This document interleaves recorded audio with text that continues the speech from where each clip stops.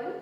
Okay, so हमने देखा that finally India में से ब्रिटिशर्स एंड जो वेस्टर्न एम्पायर मतलब कि फ्रेंच एंड पोर्टुगीज जो एरियाज थे वो हमें दे दिए और चले गए। हमने ये भी देखा कि इंडिया एंड पाकिस्तान के बीच का रिलेशन क्या था, बट इंडिपेंडेंस के बाद इंडिया की कंडीशन किस तरीके की थी, बिकॉज मोस्टली क्या हुआ था कि ब्रिटिशर्स के टाइम पे जो फार्मर्स थे उनके पास कोई ज़मीनें नहीं रही थी। क्यों? क्योंकि उनको वो एज ए लैंड उनको पैसे के लिए उनको देना पड़ा था, या फिर जो इंडस्ट्रीज थी वो खुद के मार्केट में कंपटीशन में नहीं टिक पाई थी। तो ये सारे मेन प्रॉब्लम्स जो थे वो इंडिपेंडेंस के बाद क्रिएट हुए थे।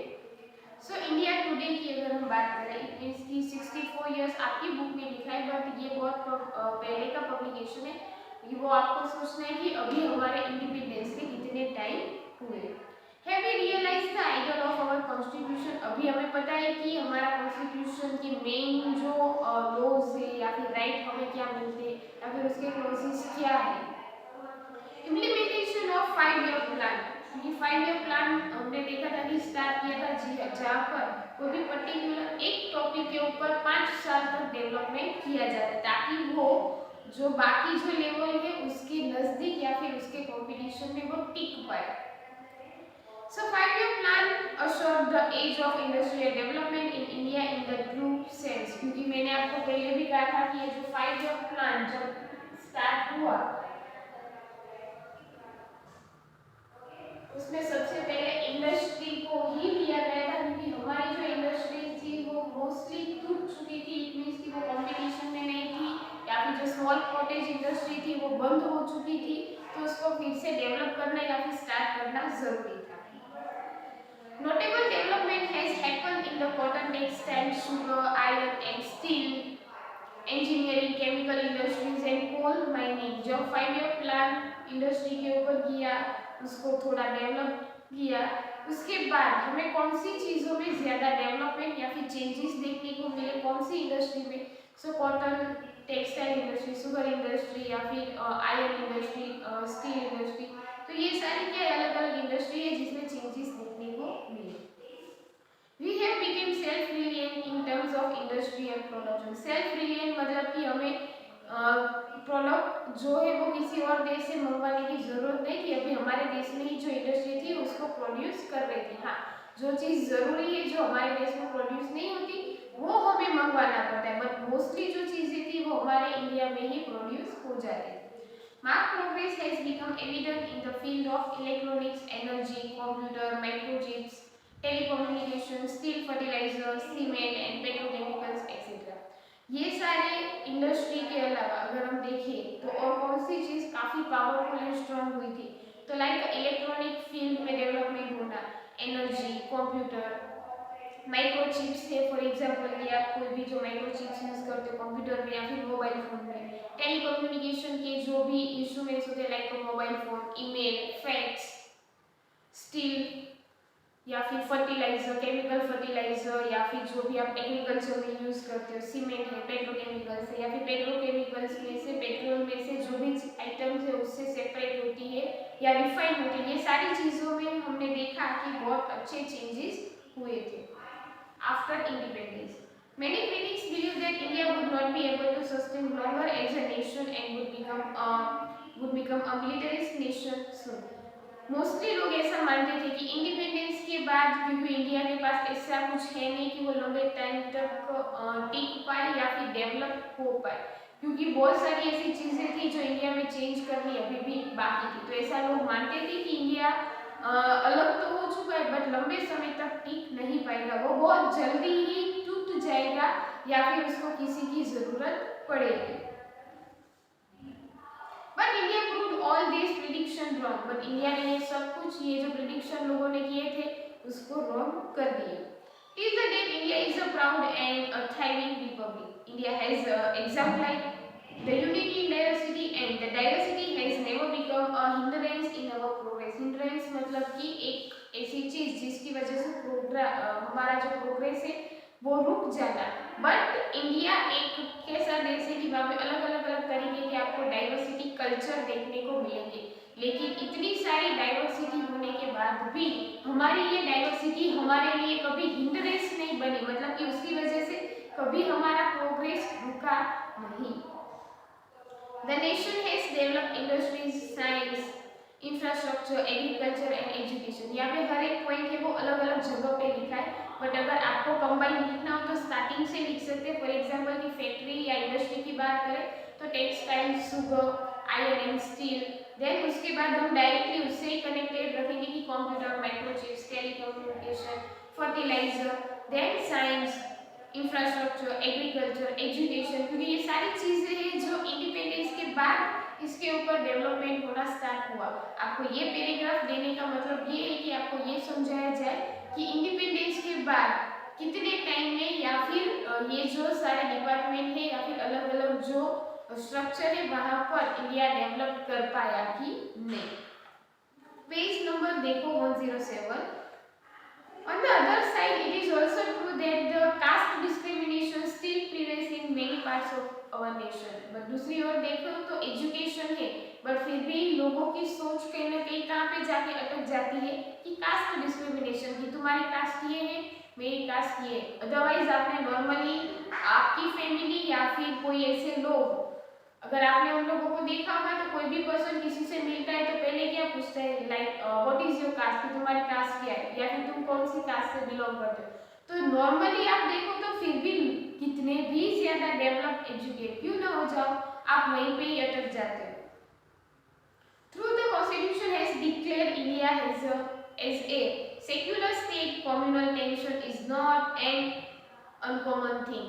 जबकि कॉन्स्टिट्यूशन ने ये डिक्लेयर कर दिया है कि इंडिया में मतलब कि किसी को फोर्स नहीं किया जाएगा, वो एक सेक्युलर नेशन है, मतलब कि उसकी चॉइस है पर्सन की कि उसको कौन सा रिलीजन फॉलो करना है। बट फिर भी हम देखें तो ये चीज जितनी कॉमन हो जानी चाहिए उतनी कॉमन नहीं हुई।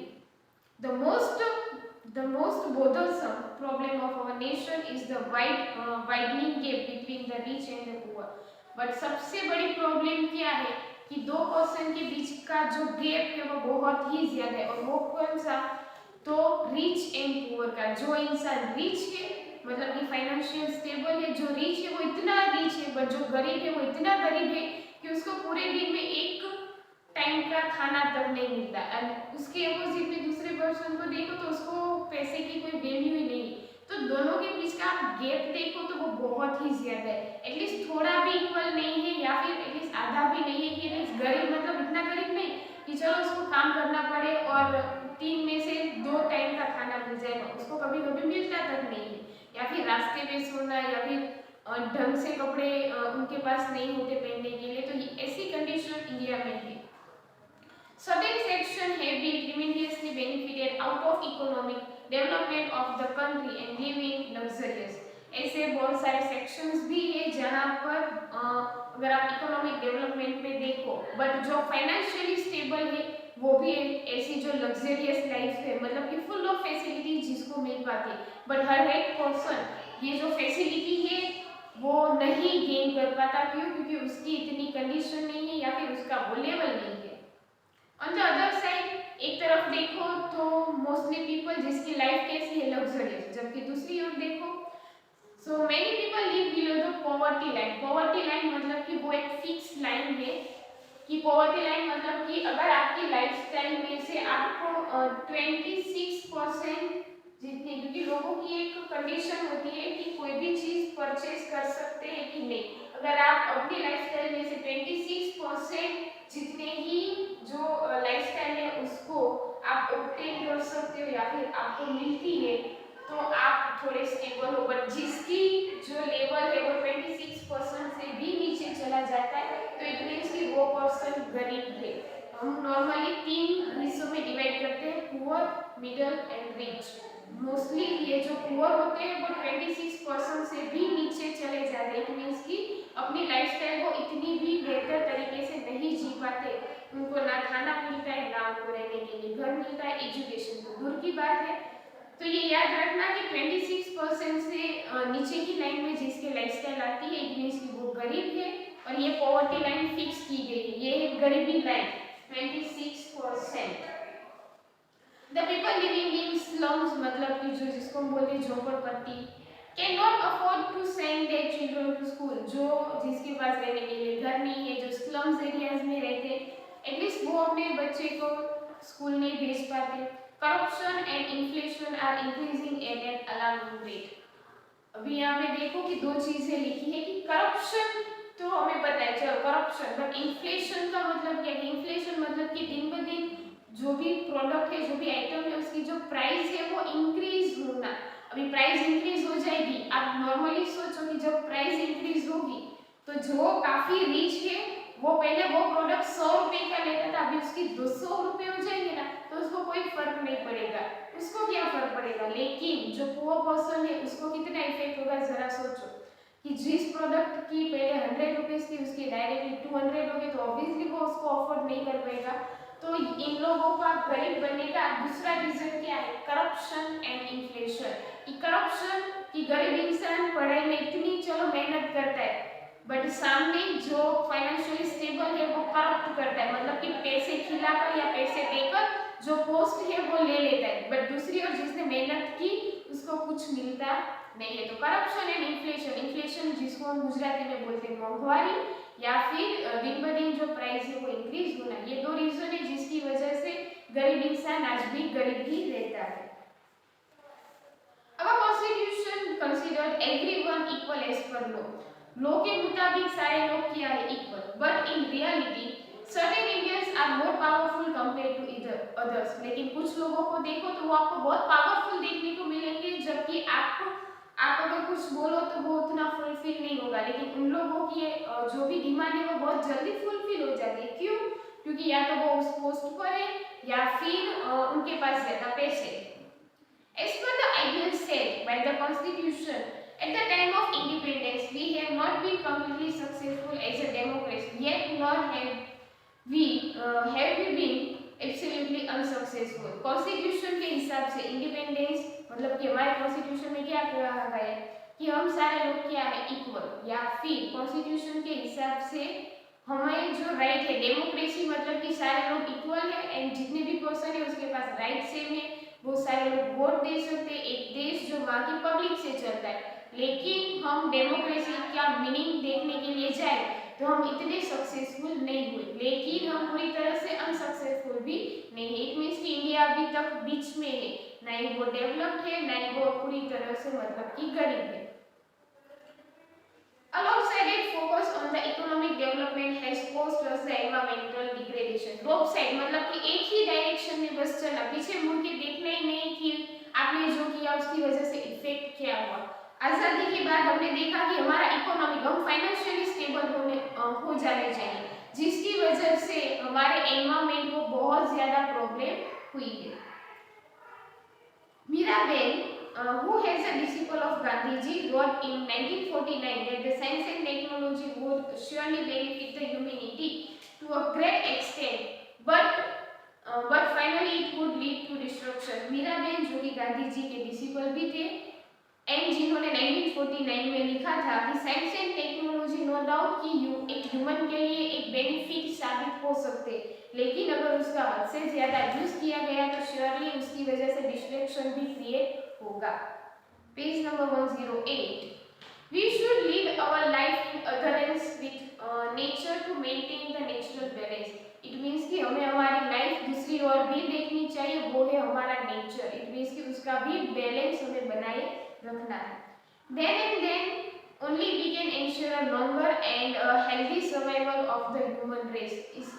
जिसकी वजह से ही हम आगे जाके जो रेस है, क्योंकि आज के टाइम में कंपटीशन बहुत ज्यादा है, नॉर्मली कंट्री क्या एक दूसरे के कंपटीशन में टिकना चाहती है या फिर आगे बढ़ना चाहती है, लेकिन आप लंबे समय तक, क्योंकि कंपटीशन में आपको हेल्दी भी टिकना है, ऐसा नहीं कि बस उस टाइम के लिए विनर हो बट आगे जाके आपकी हेल्थ खराब हो गई या फिर आप ह्यूमन रिसोर्स में इंक्लूड नहीं होते, ऐसा नहीं होना चाहिए। इट मीन्स कि डेवलपमेंट, टेक्नोलॉजी, साइंस है, दूसरी और हमारा एनवायरमेंट, दोनों का जो बैलेंस है वो बनाकर चलना है।